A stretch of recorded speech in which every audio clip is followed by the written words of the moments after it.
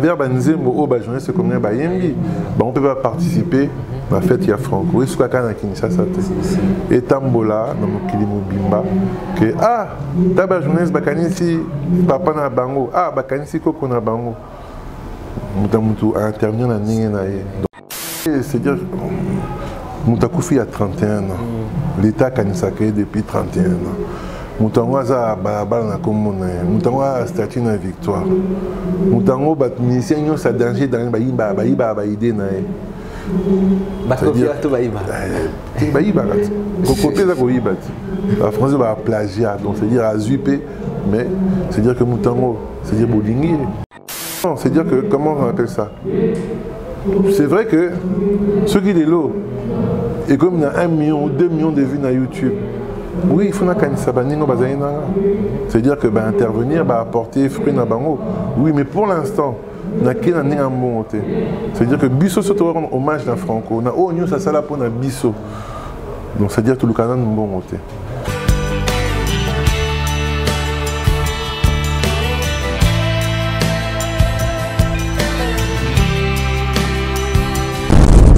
Ok, il n'y a rien en face. C'est maïs. À connaît pas à demander quoi. Bana, nous surtout à Congo, tous les fans, tous les vrais. Connectez-vous sur la chaîne YouTube Mama Bonheur TV. Vous ne serez pas déçus quoi. Abonnez-vous massivement. Moi-même, je me suis déjà abonné. Et vous, faites pareil. Check.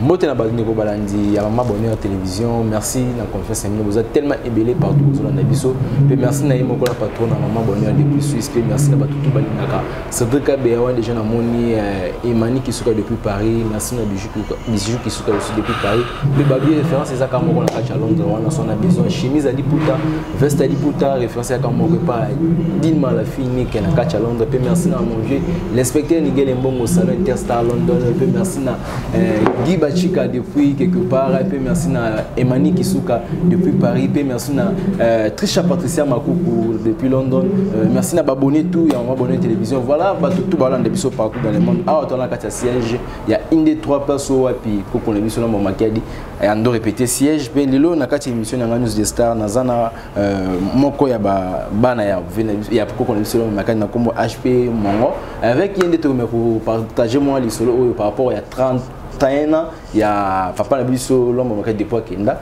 avec son fils HP et mon autre numéro parce que awa tu as la casse à siège il y a une des 3 bonjour mon papa HP bonjour bonne santé ça va mais ça va le lot vraiment tu as mis le casse à plateau et news de star pour toi par rapport à 31 et à papa la biso dépôt Kenda préparation des mécanismes de ça bon bah news sur Isaac tout ça la fête. Oui, Thompson, Book, Kwanga, tout fêté. Mais nous, on a vu que non, on a changé de vision. C'est-à-dire que nous avons un journaliste, il y a un média congolais, il y a Banzembo, il y a Franco.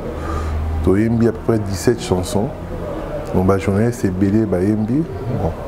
Mamie il est là, Natilo Kolé, Pati Ambroise, Dieu de Yangumba.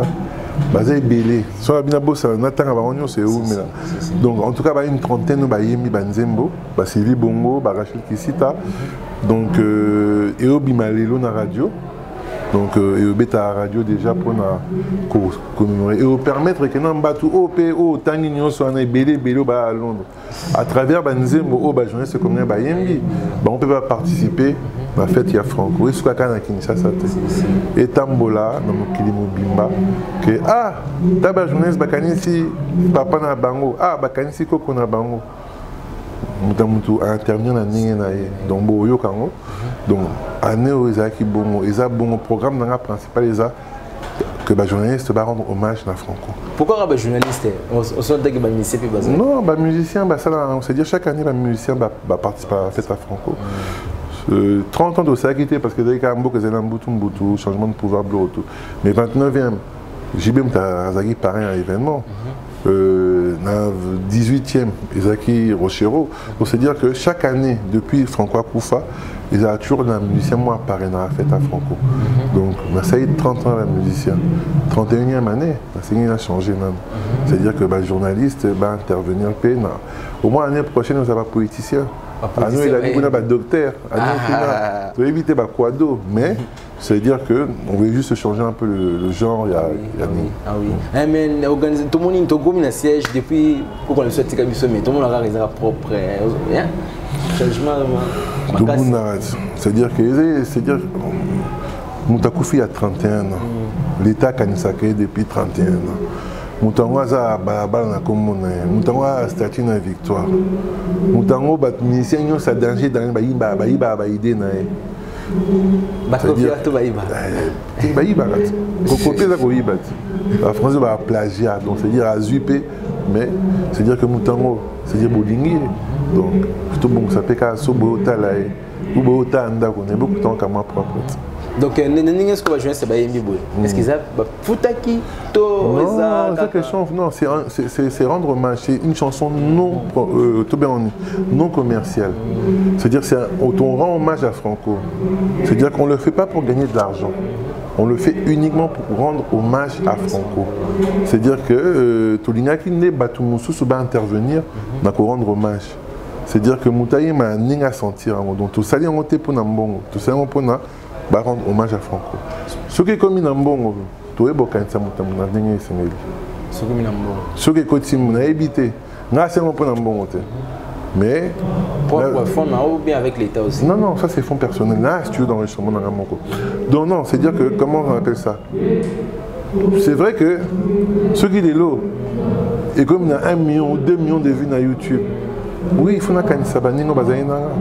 c'est-à-dire que intervenir, apporter fruits dans bango. Oui, mais pour l'instant, c'est-à-dire que Bisso se rend hommage à Franco. On a oh nous ça ça là pour na Bisso. Donc c'est-à-dire tout le canal bon côté.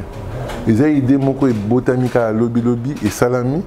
Oui, c'est-à-dire qu'il y a solo, c'est vrai que Nenge Sengeli ceux qui y a solo et comme numéro 1 na jukebox. Ça c'est normal, mais pour l'instant, ça l'orchestre depuis qu'on soit il y a siège orchestre chaque dimanche. C'est-à-dire que c'est vrai que l'orchestre, c'est-à-dire que les lots orchestre ils appellent la public mais tout ça tout banni Tommy Pes n'a arrangé à Fadité à Ferreté, c'est-à-dire que tu as arrangé à Zaïko, tu bêta musique nostalgique pour un bateau baillé bango. Tout ça a besoin de ça danger parce que les lots nous aimons le plus vendu au Congo depuis Congo et à Mario. C'est-à-dire que au Rotia Mopao, au Rotia Fadi, au Rotia Ferré, au Rotia Nin. Mais nous aimons ça, c'est que les camarades, exact. Ils seront peut-être innocents, bien et l'eau à Sali, mais n'a évité. Mais à niveau de l'eau, hein, Mario, on t'a dit qu'il y a ça. Mais d'accord, on a une minute de combien de façon, mais il y a Internet. Quel Internet, au moins, Mario Bayoka. Mais c'est aussi la chanson la plus reprise de la musique congolaise, Mario. Donc, il y a un mot qui est belé reprenant un mot parce que ils ont top, top. Natem non le bango. Mikanda. Donc, il y a le plus vendu au Congo, le plus vendu à Afrique. Il y a Ata Senzemwasika et qui est qui a monté, on dit que ça a été malgré que tout ça, tout ça là, mais min clientèle nabiso, ils ont nostalgique. Il y a Koyoka. Musique où est binisa ba parents na bango où est binisa bango moko na tangwana petit de l'eau. Na 31 déjà na ya Franco donc l'État congolais si l'État à travers l'hôtel de ville est contribué à événement tout et Osama pour le 31 à Franco. On est simbindé pour les 31 ans. 31 ans Franco. Mais c'est l'information à toi, les thèses négligeables. Les artistes à toi, ça va me Congo. Mais mon dans le langage, le but m'appelle l'État. Bon. Il y en a des choses. Ceux qui étaient comme il y a Balabal. Et tu es Franco dans la victoire. Il y a l'État. Considération comme ça. C'est-à-dire il y a l'État. Ce que conseiller dit d'abord, en tant que fils de Franco, le qu'on a la musique à Congo, à apporter. Nani? Papa, nous sommes connaissons Franco Lombo. Bon. À part tout les barres de guitare et tout. C'est-à-dire que Moni, il y a deux styles de la musique congolaise. Fiesta, Grand Calais. Odemba, Franco. Il y a un bêta attiré. École de Franco. C'est-à-dire que, c'est-à-dire que, Mayele O, il y a un petit docteur qui a créé Kissi. Oebik, ça a malaria. Franco a créé une musique Otobengi Odemba. Dans la musique congolaise moderne. Baza 2 au Bakriango. Calais avec Fiesta, Franco avec l'Odemba. C'est-à-dire que Otobina Kati, au Fali à Betaka, Fiesta. Et à moi qui est Odemba. Ferré, Odemba. 2 écoles dont les créateurs sont Calais et Franco. Donc il y a un Franco. Dans les écoles, on peut les marcher. Malgré tout, comme 100%, mais savoir quand même.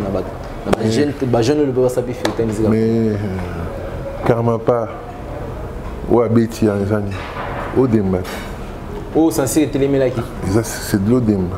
C'est-à-dire l'inspiration tout n'est pas Franco. Donc, on est sûr que non. Franco a Zaka à travers l'artiste congolais. C'est-à-dire l'école naïe au Salaka à travers l'artiste congolais. Atabao Babeta Naïté. Mais c'est aussi une idée.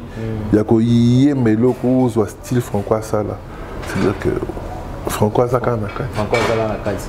Bon, tout va dans la méthode, les grands passages, n'a pas été présent carrément pas. Nous avons terminé pas censé est-ce que ma besoin de catcher bien ma réalité sur le canapé na catcher tellement na maman.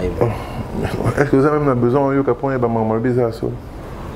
Parce qu'il y a des gens qui ont des millions non terre, ça contraindre l'État bon.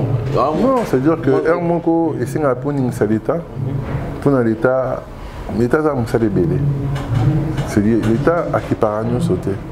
Mais si on initié à Obosa, quand on pas initié à Pona, beaucoup de gens qui ont bien ça. Vous comprenez?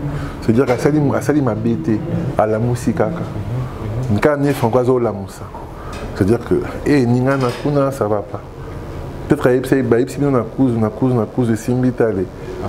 Abimition dans Poissa. C'est que là, abimition dans Poissa. C'est-à-dire que Batmousso, c'est que Timeli Bisso, Balukeli Mabé. Mais la carte a monté ma bombe que Karmapaza a raison. Voilà, merci pour la préparation. C'est plus des années. Bon, surprise de ça, c'est-à-dire que si on t'a dit bien, Miko Nzomo, Eobeta, Kina, Babenango, Malaboni Bakobengo, c'est mec. MPR. MPR, c'est-à-dire que hommage à Bango à Franco, ça qui pour un 31 ans, ça qui Bango A.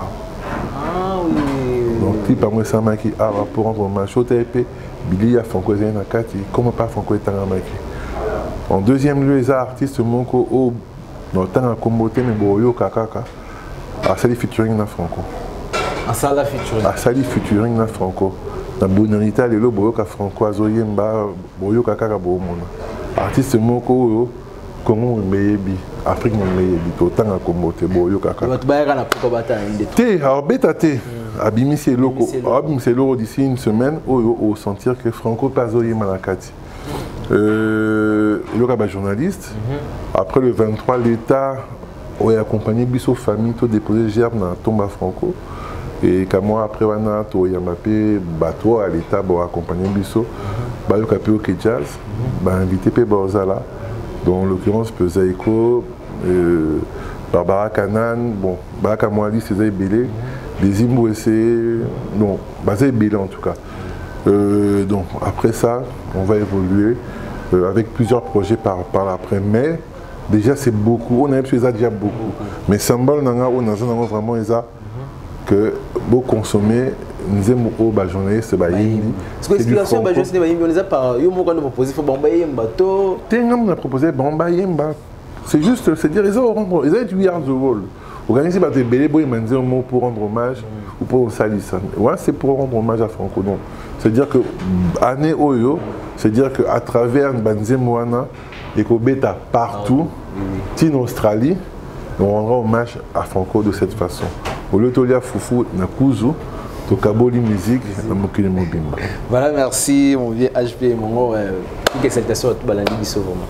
Tenga, oh, bon. Non, remercier Maman Henriette Ouamo, la contribution à Salina, événement Oyo, il y a 31 ans à travers sa fondation. Donc je la remercie sincèrement. Je remercie aussi la Fondation Vidal qui, dans structure au cas qu'à 31 ans, nous accompagne. Donc merci Monsieur le Sénateur.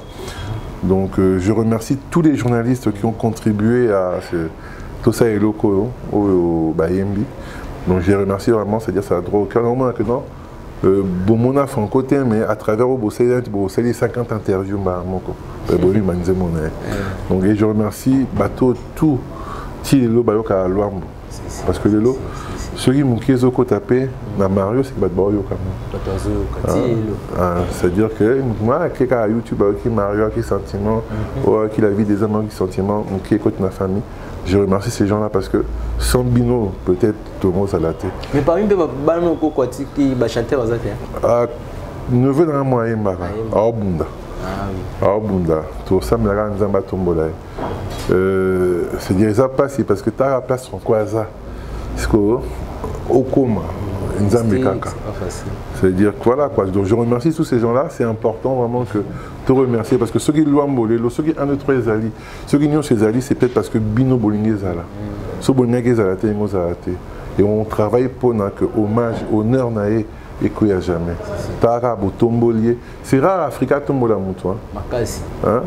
Donc si tu fais un Tombola à Lumumba. Après, il y a un Sakasavou. Après, c'est quoi il y a un Sanani. À travers c'est-à-dire que c'est rare et quand c'est fait, il faut tout mettre en beaucoup. Donc je vous remercie de tout le soutien et de tout l'amour que vous avez vis-à-vis de Luambo. Merci. Merci beaucoup. On a déjà tout HP Mongo. Merci à la patronne de Bonheur depuis Suisse. Merci à Imani qui est depuis Paris. Merci à Trisha Patricia Mapouk Babi Couturier. Merci à Jack Love depuis Londres. Merci à mon vieux inspecteur Miguel Mbongo au Salon Interstar. Merci à tout Balinga. C'est le 29 octobre à tout fêter. Une année à Maman Bonheur Télévision. Donc vous s'abonner massivement. Merci à l'équipe technique. Merci à Saint-Baptiste de la caméra. Merci à Christian Touré Mukendi mon cordon. Merci à abonner tout beau s'abonner massivement parce que Babi les 29 à tout fêter. Merci à Alain depuis Londres. Bonne suite de programme sur Maman Bonheur Télévision. On se retrouve à la prochaine.